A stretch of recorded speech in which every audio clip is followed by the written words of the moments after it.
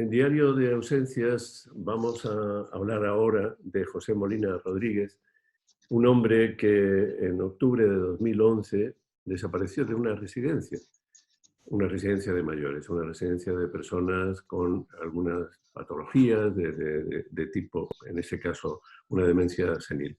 Su hija es Ana Molina. Hola, Ana. Hola, buenos días. Hablamos contigo desde un lugar cercano a Barcelona. Sí, San Esteve de Serrovires. Y tu padre desaparece en 2011, Sí, estaba viviendo contigo, es decir, que teníais una relación muy intensa y cotidiana desde hace ¿cuánto tiempo, Ana? pues hacía 10 años desde que murió mi madre, mi padre ya se vino a vivir conmigo. Y entonces, claro, nuestra relación era muy estrecha, nos queríamos mucho. Y bueno, fue a partir del 2008 cuando mi padre se empezó a deteriorar mentalmente. Y ya en el 2011 fue cuando ya su deterioro fue muy grave, en el momento que ya no nos conocía, ni a mis hijos, ni a mi marido, que es con los que convivía mi padre. Y entonces ya por los servicios sociales me dijeron que mi padre no lo podía tener en casa, porque mi padre tendía a irse, él se iba. Ujú. Y entonces, nada, lo metimos en la residencia esta, que está en un pueblo que se llama Yélida, y nada, y de un día para otro desapareció. Al Ingresó, ingresar a tu padre, Ana, sí, dejaste constancia, bueno, sí, sí, sí, sí, de la enfermedad que estaba ya padeciendo y de sí, esa propensión que tenía a escaparse, sí, ¿no? sí, sí, sí. Sí, por eso era muy importante, porque mi padre, digamos, aquí en casa ya se había marchado varias veces, la guardia, la policía local ya no lo conocían, me lo traían a casa, y claro, y eso tanto por parte de la asistenta social como por nosotros, le dejemos bien claro a la residencia que mi padre tenía tendencia a marcharse. Entonces Y entonces, vosotros le sí, ingresáis un día y es al día sí, siguiente cuando desaparece, en 24 sí, horas. 24 horas, sí, ¿Cómo sí, puede sí, ser sí. eso, Ana? ¿Qué explicación te Pues dieron? yo la única explicación que le puedo dar es que es una residencia que es una de estas antiguas masías que lo convierten en residencia, y hay un patio muy grande rodeado de bosques. Ujú. Y claro, a la hora después de comer, pues los abuelos suelen salir a este patio, ¿no? Y claro, según la directora, cuando a los 10 minutos de salir del comedor se dieron cuenta de que mi padre no estaba en el patio. Y entonces dice que empezaron a buscarlo y no lo encontraron. Y esto fue a las 3 de la tarde, era un día soleado, digamos, un día ideal para pasear, por decirlo de alguna manera. Ujú. Y nada, y se siguió el protocolo este de una semana, lo estuvieron buscando los bomberos, los Mossos, y bueno, a partir de la semana se acabó la búsqueda oficial, y a los 2 meses la policía, mm, la policía, Científica. sí, la policía ya me dijo de que mi padre ya dejaban de buscarlo porque entre gente no estaría, por su estado, porque hubiera llamado la atención. Y entonces mi pregunta fue que ahora que, y entonces me dijeron, pues nada, esperar que alguien lo viera o lo encontrase. Y de esto ya han pasado 8 años. No se sabe nada de él, no hay ningún rastro, nadie lo ha visto porque pusimos letreros por todos los sitios, y es que no hubo ninguna llamada, es que no, nadie lo vio. Nada. Porque nos has explicado que en esa residencia de Gélida, Sí, alrededor hay bosque, ¿no? sí, está justo rodeada de bosques. ¿Y es un bosque frecuentado por personas o es No, poco porque frecuentado? es poco frecuentado porque es una zona muy boscosa, con difícil acceso, porque incluso los bomberos con los perros les hacía, según en qué parte del bosque no podían pasar porque era imposible, ¿no? Y bueno, se rastreó todo ese bosque, pero no hubo, no. no hubo rastro de mi padre. Conforme lo estabas contando, Ana, Sí, estaba yo pensando que, bueno, yo he conocido, conocemos en la Fundación situaciones de personas con Alzheimer sí, que desaparecen, que no son localizadas, pero sí. jamás había escuchado que por parte de los responsables policiales se dijera, se acabó, ya no vamos a buscar más, ¿no? Sí, Eh, sí.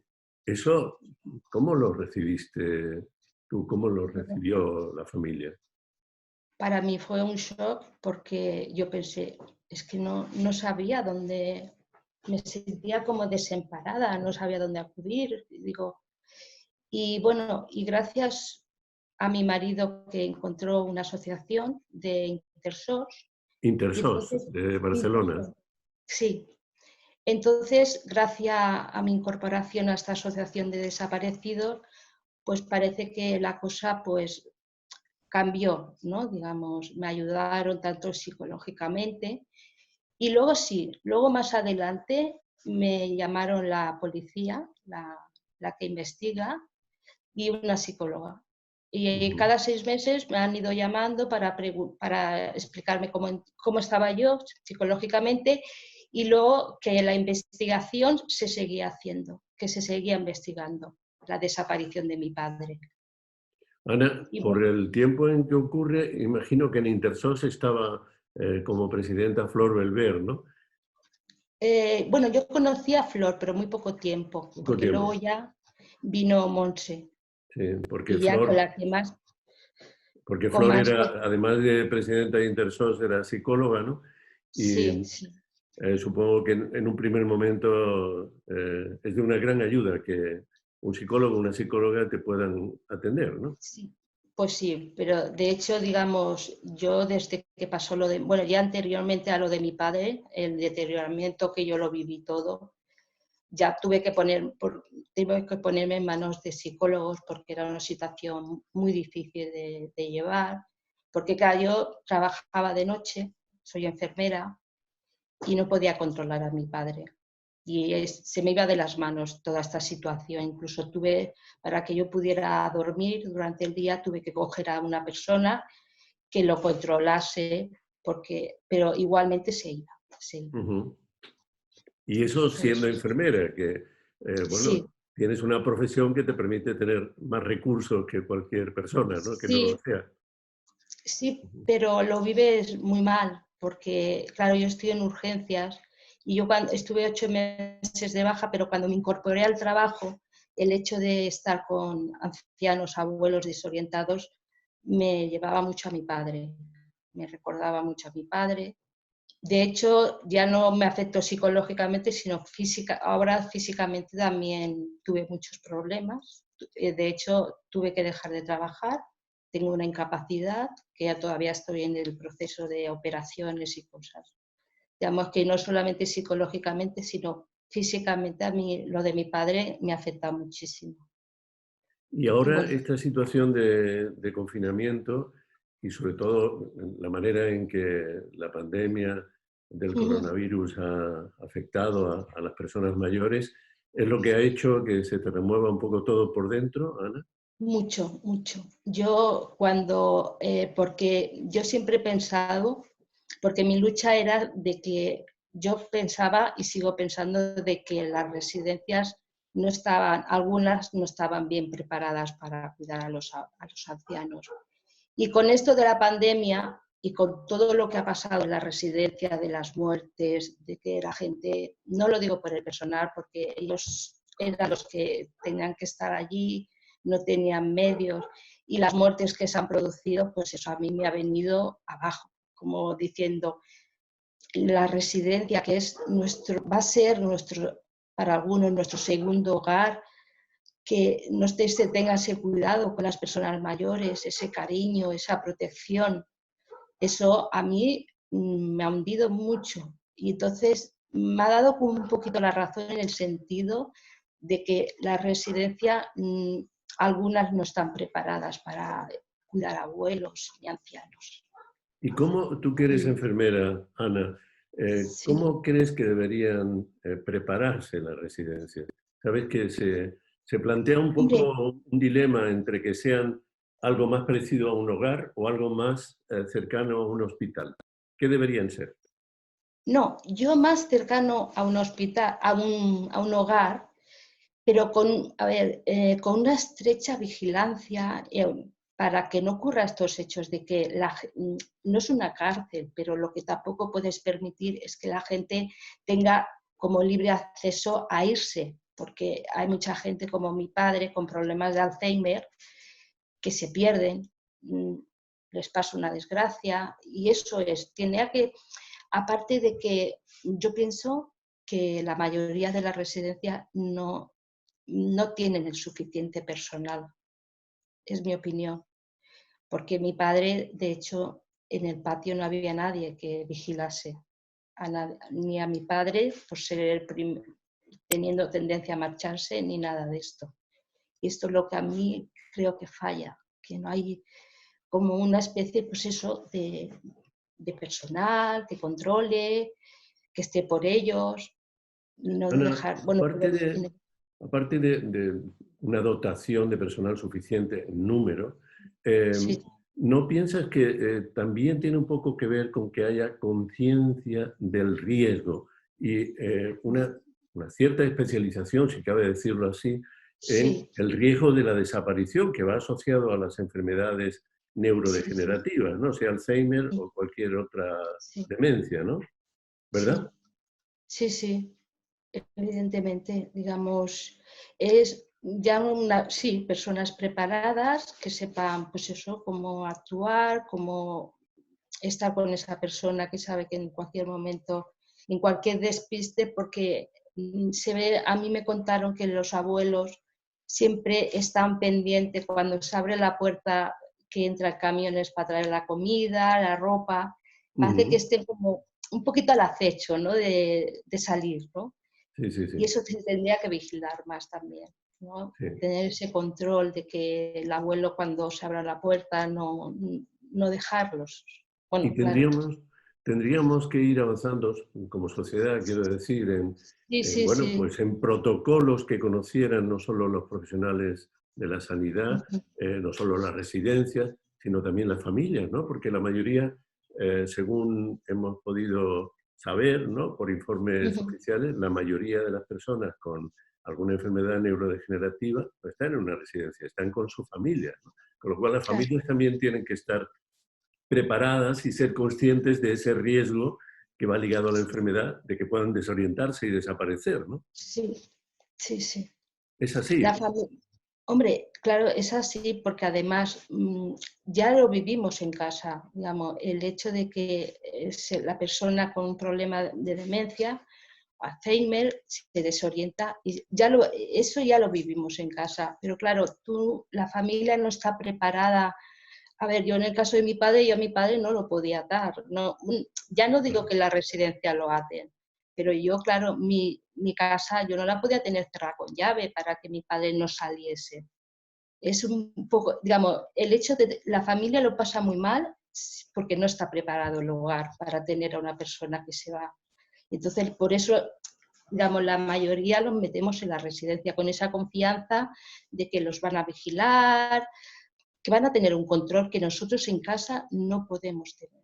Y luego hay en situaciones en las que todavía sea posible la convivencia dentro del hogar, hay recursos que deberían estar mucho más expandidos y mucho más, bueno, pues en uso, ¿no? Por parte de todo el mundo, que son, por ejemplo, los geolocalizadores, es decir, que la tecnología ayude y que pues, Sí, los teléfonos que usamos para ujú. todo tipo de cosas también sirvieran, nos ayudaran para tener un sistema de geolocalización de nuestros mayores, ¿no? Sí, bueno, en algunas reuniones que hemos tenido así con los diputados y eso, ya se habló de la pulsera esa que se les pone. Sí, Claro, cuando pasó lo de mi padre, todo esto no existía. Digamos, claro. ni lo de las pulseras, ni lo del teléfono, cuando una persona se desorienta pueda pues, haber alguna aplicación que ellos puedan utilizar. Claro, todos estos avances no existía cuando mi padre, Ujú. no existía. Pero ahora que existen, seguramente sí que hay que hacer una gran labor de información y de difusión Nos consta, por ejemplo, que Cruz Roja tiene el sistema LOPE, que Sí. es un sistema específicamente diseñado para personas con este tipo de enfermedades. Y hay otras alternativas. Pero, en fin, Ana, yo te agradezco mucho esta conversación porque creo que puede ilustrar a otras personas, a otras familias en una situación parecida. Y, por supuesto, espero y deseo que haya algún retorno informativo, porque es un derecho que tiene toda familia, ¿no? A saber de su ser querido desaparecido. Claro, yo ahora me empatizo mucho con esta gente que no se ha podido despedir digo actualmente, con el problema del coronavirus, que no se han podido ni estar ni despedir de su ser querido, que eso es muy doloroso. De hecho, yo me empatizo porque a mí me pasó lo mismo, yo no me pude despedir de mi padre. Y además con el dolor de que tampoco sabes dónde está. Bueno, yo en mi caso ya... Cuando no se produce esa despedida, por ejemplo, en tu caso, eso lo tienes ahí, ¿no? Sí, es muy doloroso, es muy doloroso. Y más la incertidumbre de que no sabes cómo ha pasado. Claro, yo en el caso de mi padre ya sé que mi padre no está vivo. Pero yo con todo esto que está pasando, yo creo en la fe y esperanza después de que pase todo esto. Porque en el hecho de que yo sé que a mi padre no lo voy a encontrar ahora, digamos, por el hecho del confinamiento.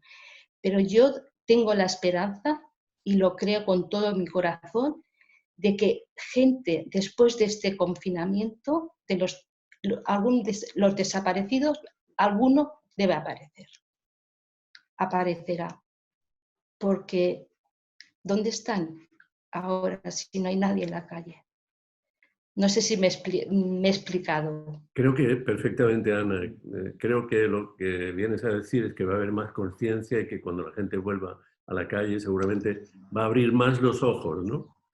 Sí, y que, claro, esta gente que está desaparecida y que está viva, en esto del confinamiento, en la calle no pueden estar, tienen que estar en algún lugar.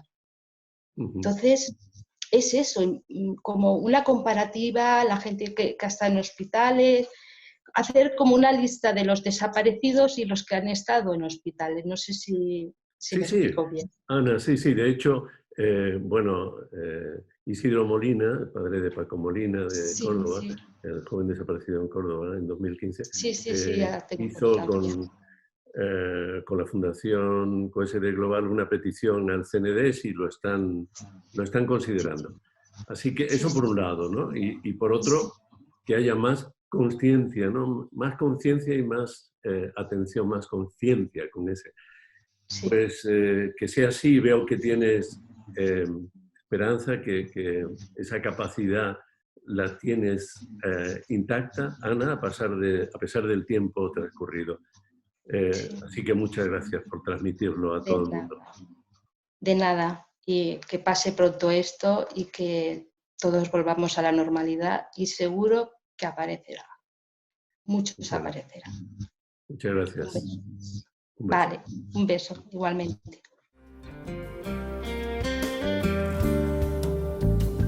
¿Cómo voy a olvidarme si el olvido es memoria? ¿De qué debo olvidarme? Están hablando en broma.